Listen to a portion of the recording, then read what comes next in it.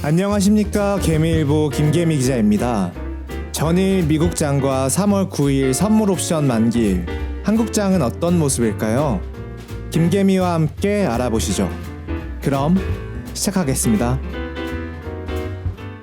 전일 미국 시장 짚고 넘어가 보겠습니다.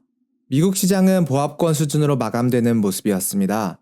다우 0.18% 하락, 나스닥 0.4% 상승, S&P 500 0.14% 상승으로 나타났습니다. 전일 파월은 하원증언에서 아직 금리 인상에 관련돼 결정된 바가 없고 중앙은행은 경기 침체를 유발하려는 것이 아니라는 발언을 하였습니다.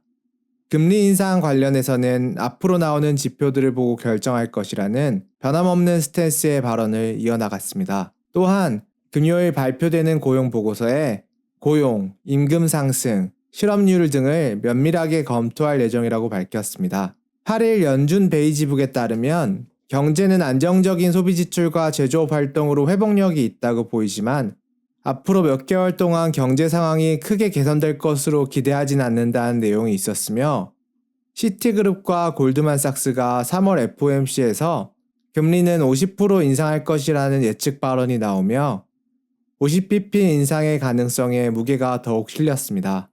미국 특징주로도 한번 알아보겠습니다. 특징주로는 테슬라와 엔비디아가 있었습니다. 테슬라는 인기 모델인 모델 Y 제품에서 핸들이 빠졌다는 소식이 들려오며 3% 넘게 하락하였습니다. 핸들과 연결되는 부분에 지지볼트가 빠진 채 차주에게 인도된 것으로 밝혀졌고 이에 미국 교통당국에서는 상세 조사에 들어간다고 밝혔습니다. 다음으로는 엔비디아입니다. 엔비디아가 AI 관련 칩 점유율의 95%를 담당하고 있어 주가가 향후 18% 상승할 것이라는 전망 소식이 나오며 3.8% 상승하는 모습으로 나타났습니다. 젠승황 CEO는 10년 전부터 AI 관련 반도체 생산에 초점을 맞춰왔다는 발언을 한 것으로 밝혀졌습니다. 아시아 증시도 알아보겠습니다. 아시아 증시는 보합권 수준의 소폭 상승하는 모습으로 나타났습니다. 니케이 0.63% 상승, 상해 0.01% 하락, 항생 0.32% 상승으로 계속되는 미국의 금리 인상에 눈치를 보는 느낌이 강했습니다. 이제 국내 시장 살펴보겠습니다. 코스피는 0.53% 하락한 2419포인트로 마감하였습니다. 선물 옵션 만기일로 장 초반부터 후반까지 흘러내리는 모습을 보여주었지만 하락폭이 크지는 않은 모습이었습니다. 개인 3,597억 매수, 외국인 9,732억 매도, 기관 5,809억 매수로 나타났습니다. 코스피 순매수 현황으로 자세히 살펴보겠습니다. 개인 삼성전자와 네이버, 카카오 등을 사는 모습, 외국인 두산밥켓, 삼성전자, 한국조선해양, 고버스 등을 매수, 기관 코덱스 200, 타이거 200, 고버스 등을 매수하는 모습으로 나타났습니다. 코스닥도 좋지 않은 모습이었습니다. 코스닥은 0.58% 하락한 809포인트로 마감하였습니다. 개인 4,432억 매수, 외국인 2,494억 매도, 기관 1,681억 매도하는 모습으로 나타났습니다. 코스닥 매수 상세 현황으로는 개인 SM, 에코프로비엠, 동진세미캠, 외국인 에코프로, 미래나노텍, LNF, 기관 SM, BH, 셀트리온 등을 매수하는 것으로 나타났습니다. 시총 상위주들은 어땠을까요? 시총 상위주들도 힘을 쓰지 못했습니다. 현대차가 0.8% 홀로 상승하였으며 LG에너지솔루션, 삼성 SDI의 하락폭이 두드러지게 나타났습니다. 국내 시장 자세히 뜯어보겠습니다. 먼저 상한가 소식부터 소개해드리겠습니다. 금일 상한가는 KCS, 석경AT, 자이글, 세 종목이 상한가에 도달하였습니다. KCS는 이르면 이달부터 국가정보원이 양자암호통신 제품에 대한 본격적인 심사에 착수한다는 소식에 상한가를 기록하였습니다. 석경AT는 새로운 리튬 이온 전도체 개발 성공 소식에 상한가에 입성하였고 이 전도체는 전도가 높은 전해질을 합성할 수 있는 것에 장점이 있어 2차전지 배터리 효율이 올라갈 것으로 기대된다는 내용이었습니다. 다음은 자이글입니다. 자이글은 신상품 의료기기가 식약처로부터 인증을 받아 상한가에 도달하는 모습이었는데요. 이 의료기기는 고주파 에너지로 통증 완화에 도움을 주는 제품이라고 전해졌습니다. 다음으로 금일 특징주 빠르게 짚고 넘어가 보겠습니다. 먼저 금비는 한동훈 관련주로 21.64% 상승하는 모습으로 나타났습니다. 다음으로 글로본입니다. 글로본은 중국 코로나 완화 조치로 화장품 수요가 늘 것으로 예상되어 18% 상승하는 모습이었습니다. 글로본은 화장품과 용기 제조, 판매 등을 하는 업체로 알려졌습니다.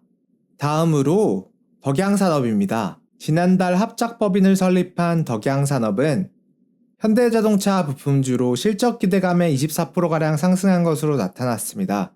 에코플라스틱은 범퍼 제조 회사로서 전기차 부품 경량화의 핵심 사업으로 부각되며 좋은 실적을 발표하며 25% 상승하는 모습이었습니다.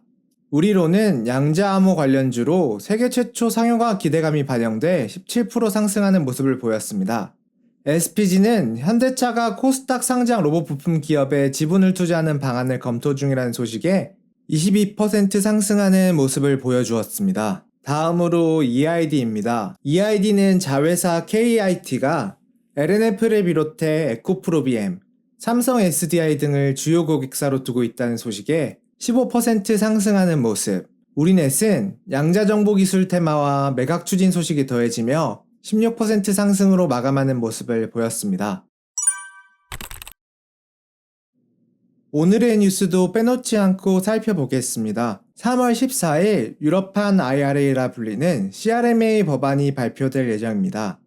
시장에서는 CRMA에서 리튬, 니켈 등 핵심 광물 등에 대한 유럽 영향력을 확대하려는 내용이 발표될 것으로 예측하고 있습니다. 이에 완성차와 배터리 업체들에게는 하나의 숙제가 더 생기는 셈인데, 유럽은 현대차 그룹의 최대 전기차 수출 기지로 우려되고 있는 상황이고, 배터리 업계에서는 핵심으로 쓰이는 광물의 중국 의존도가 높은 현재 상황에 우려를 표하고 있습니다. 다음 소식은 제4통신사 관련 소식입니다.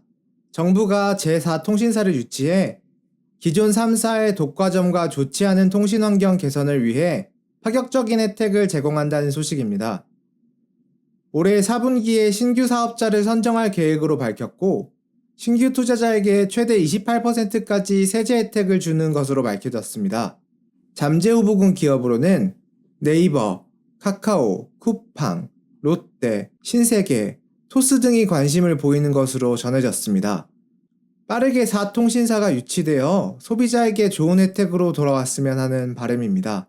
마지막으로 이번 주 이벤트 정리하며 마치겠습니다.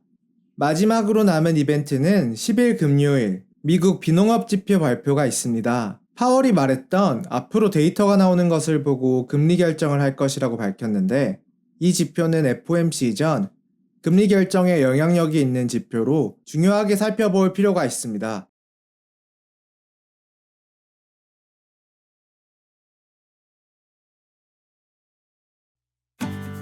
오늘 하루도 고생 많으셨습니다. 우리 개미 여러분들을 위해 더욱 좋은 정보 전달하도록 하겠습니다. 지금까지 개미일보의 김개미였습니다. 감사합니다. 개미일보를 가장 빠르게 받아보시는 방법은 구독과 알림 설정을 하시면 누구보다 빠르게 받아보실 수 있습니다. 구독료는 여러분들의 좋아요, 따봉 버튼입니다. 감사합니다.